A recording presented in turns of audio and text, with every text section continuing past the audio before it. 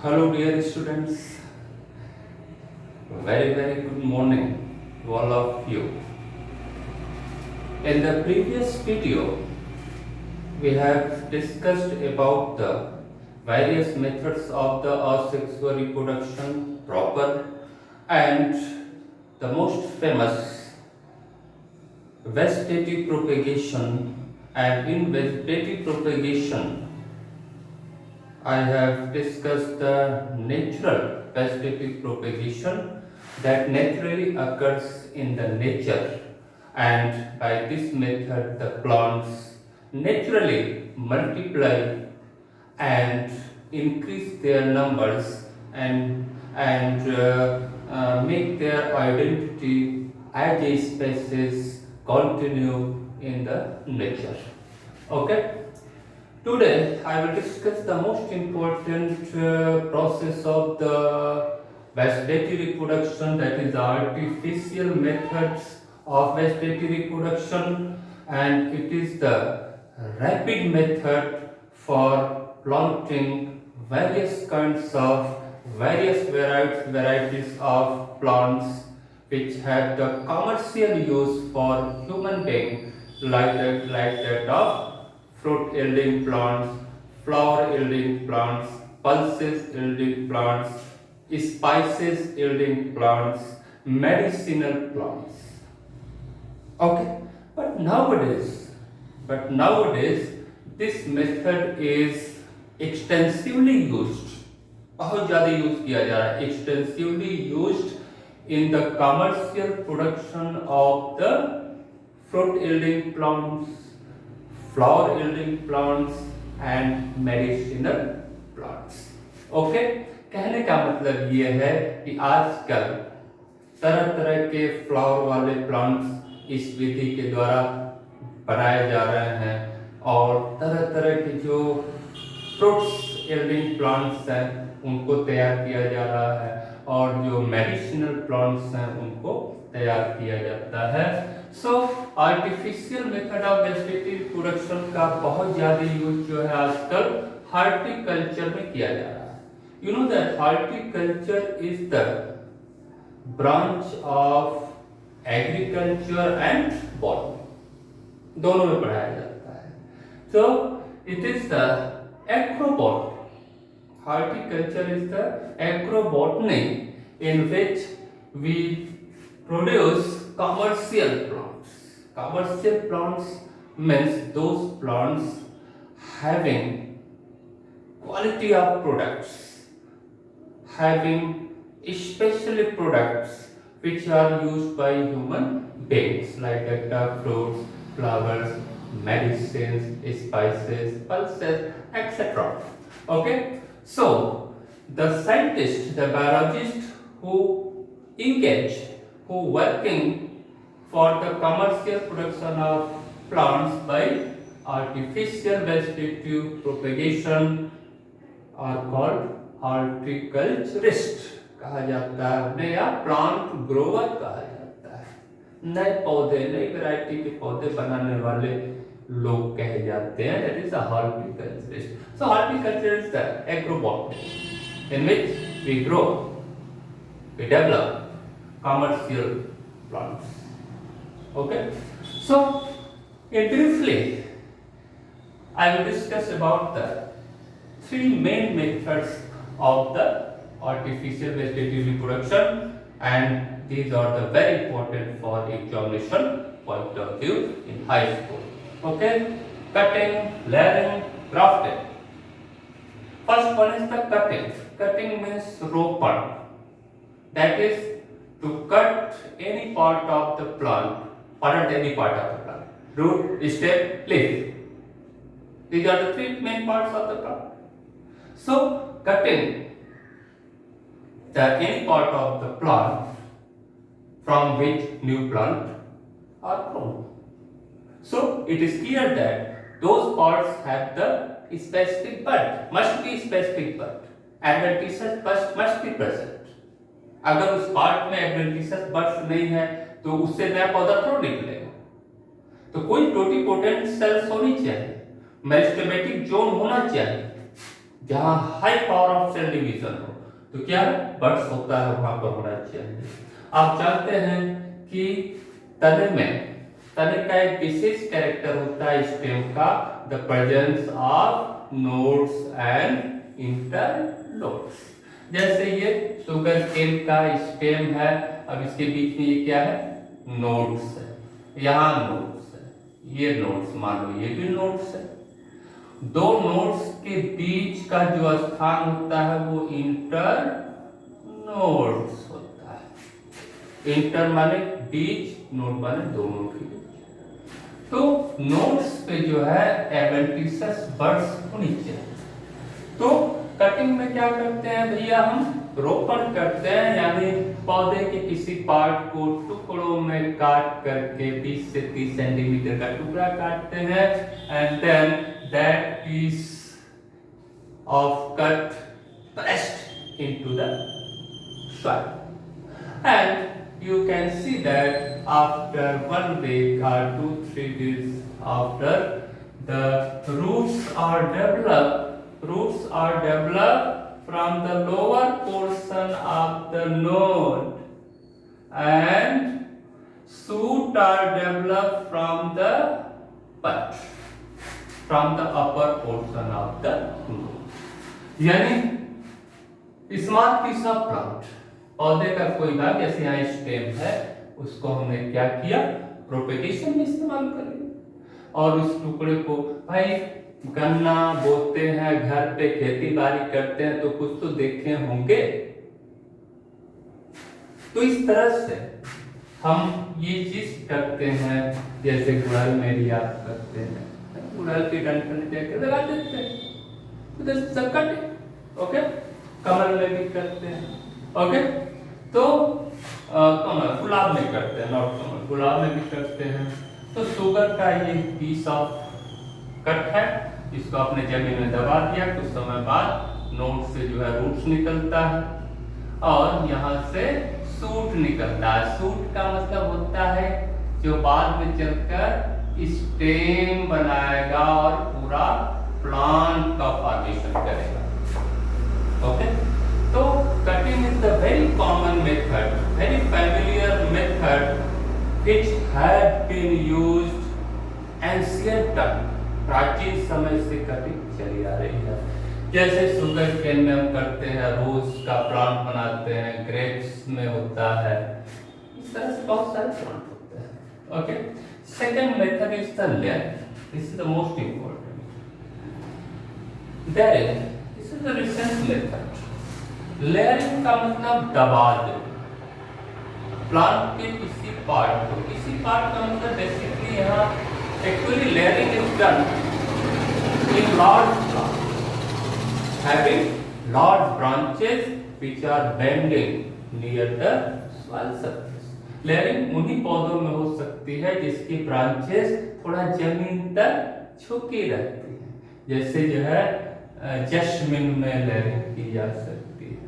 Okay, तो layering में bending and pressing, यानी जिस पौधे की ब्रांच है उससे नया पौधा बनाना चाहते हैं, तो उस ब्रांच को आप क्या करेंगे, झुका करके सॉइल में उसका कुछ पोर्शन जो है दबा देते हैं, प्रेस कर देते हैं, और कुछ समय बाद आप देखते हैं कि the pressing part of the branch in the soil, इस प्रेस्ड पार्ट से जो है रूट निकलना नीचे की ओर शुरू कर देता है। क्यों भाई रूट नीचे निकलता है? क्योंकि आप जानते हैं कि रूट क्या होता है, नेगेटिव फोटोट्रॉपिक होता है और पॉजिटिव जियोट्रॉपिक होता है, यानी धनात्मक गुरुत्वाकर्षी होता है, यानी the root bends always downwards due to gravity. Okay, so इस तरह से रूट का फॉर्मेशन हो जाता है, और कुछ समय बाद हम क्या करते हैं, this branch which further grow into new plant, this branch that future grow into new plant detach, cut कर देते हैं from the main plant, यानी मुख्य पौधे से इस शाखा को काट देते हैं, यहाँ से ये नहीं कि यहाँ से, और इस तरह से ये एक नया पौधा बन जाता है। तो इस तरह से लेयरिंग कई तरह की होती है। एक माउंट लेयरिंग होती है। ये माउंट लेयरिंग जैसे मड में दबा दो, मिट्टी में दबा दें, तो माउंट लेयरिंग का एग्जाम्पल है। एक एयर लेयरिंग भी होती है। एयर लेयरिंग उन पौधों में होती है जो बड़े पौधे होते हैं, जिनकी ब्रांचेस बड़ी होती है और एक ब्रांच दूसरे ब्रांच के पैरेलल होती है। तो वहां पे क्या किया जाता है कि एयर में यानी हवा में, हवा का मतलब जमीन से बाहर, दो ब्रांचेस को आपस में सटा दिया जाता है। ठीक है, दो ब्रांचेस को सटा दिया जाता है और फिर उसको मिट्टी से बांध दिया जाता है या वैक्स से बांध दिया जाता है, और फिर कुछ दिनों बाद उस बंधे हुए पार्ट पर रूट का फॉर्मेशन होने लगता है। और फिर उसके बाद क्या होता है, उस ब्रांच को वहां से काट करके अलग कर देते हैं और उस ब्रांच को ले जाकर के कहीं इम्प्लांट कर देते हैं जमीन में, और उससे नया पौधा बन जाता है। But this is the case of higher study in the intermediate classes में पढ़ाया जाता है। तो लेयरिंग का मतलब किसी पार्ट को हम दबा देते हैं जमीन में, उससे नया पौधा बन जाता है। And third one is the grafting, most important method of artificial vegetative reproduction. आजकल grafting, today there are many commercial varieties of plants are produced by the process of grafting. You know that grafting आप word use करते हैं, animal के case में क्या word use करते हैं, transplantation, अध्यारोपण। किसी का लीवर दूसरे के लीवर में ट्रांसप्लांट करती है। सो इसी तरह से एक प्लांट के केस में ग्राफ्टिंग वर्ड यूज होता है, यानी एक अच्छी चीज वाला पोर्शन एक खराब चीज के ऊपर आपने जोड़ दिया और उस खराब वाले चीज पर अच्छी चीज उगने लगी। That is the grafting. Okay, but it is not very easy. And now horticulturists are using this method for the commercial large-scale production of the useful variety of plants. Okay, और ग्राफ्टिंग क्या होता है, कलम लगाना। और grafting क्या होता है, तरह तरह से ग्राफ्टिंग की जाती है, और वो ग्राफ्टिंग डिपेंड करता है कि ये कट जो आप किए हैं उसका शेप क्या है। यहाँ भी कर सकते हैं, तो वी शेप होता है, एल शेप होता है, यू शेप होता है, ओके, जे शेप होता है। तो इस तरह से अब ग्राफ्टिंग में क्या होता है कि जिस पौधे पर आप ग्राफ्टिंग करते हैं, मनमाफिक प्लांट, डिजायर्ड प्लांट का, स्वाभाविक डिजायर्ड प्लांट का मतलब जो पौधा आप उगाना चाहते हैं, ग्राफ्ट करना चाहते हैं, बनाना चाहते हैं, स्वाभाविक उस पौधे में कोई खासियत हो, फ्लावर उसका अच्छा होगा, वो पौधा मेडिसिन के लिए यूज होता होगा, उसमें प्रोटीन बेहतर होगी, हाई क्वालिटी प्रोटीन होगी, फ्रूट का फॉर्मेशन अच्छा होता होगा, बड़ा फ्रूट मिलता होगा, फ्रूट में बहुत अच्छी चीजें, न्यूट्रिएंट्स मिलते होंगे, इसीलिए ओके।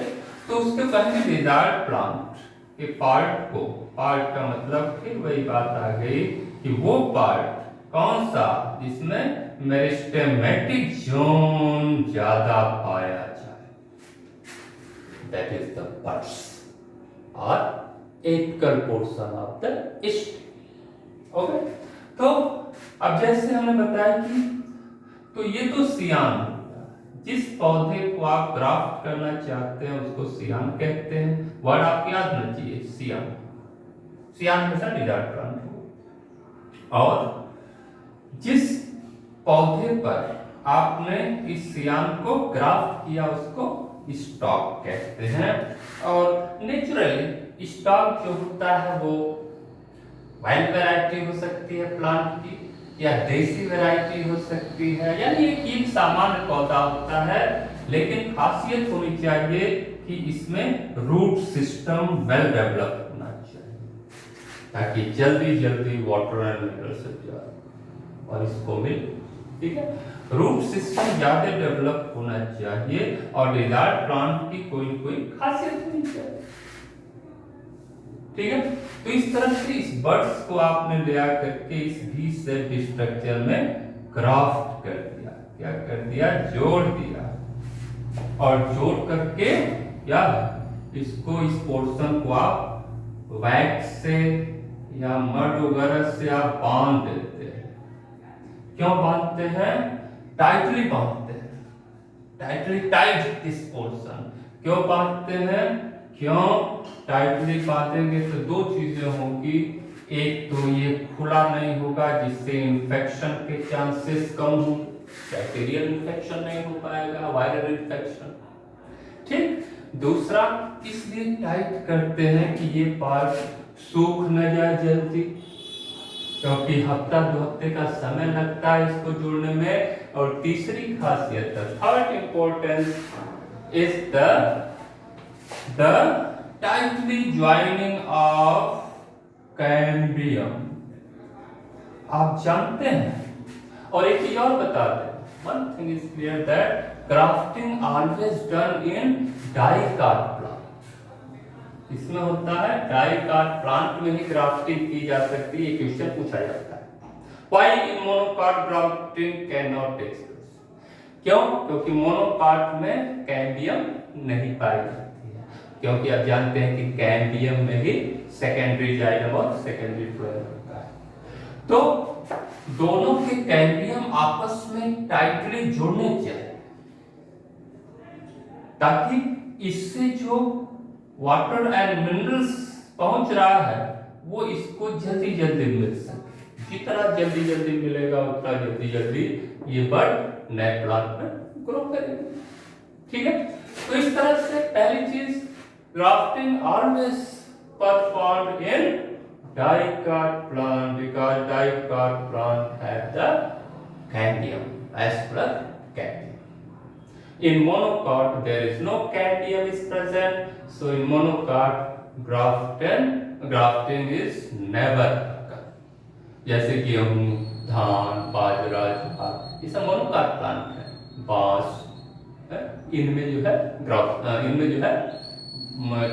नहीं हो सकती, ठीक है। जैसे लेमन है, ग्रेप्स है, ऑरेंज है, मैंगो है, आजकल तरह तरह की इसकी वैरायटी आप जो है बनाई जा रही है, कम समय ग्राफ्टिंग करके। आप आजमगढ़ नगर पालिका के पास जाते हैं, आम का पौधा जो है ग्राफ्ट किया हुआ उठा लाते हैं और ले आकर के लगा देते हैं, और आप देखते हैं कि साल 2 साल के अंदर ही वो जो फ्रूट फॉर्मेशन करने लगता है, और साल भर के अंदर आप आम खाने लगते हैं। अगर वही पौधा सीड के द्वारा बनाते तो उसको फ्रूटिंग होने में काफी समय लगता, 5-7 साल लग जाता। तो कहने का मतलब ये कि इस तरह से grafting is the very important method. So vegetative, artificial vegetative propagation के द्वारा हम आजकल बड़े पैमाने पर कमर्शियल प्लांट प्रोड्यूस कर रहे हैं, जो हमारे लिए बहुत इंपॉर्टेंट है। So these are all the 3 important methods of the artificial vegetative propagation. Thank you. Okay.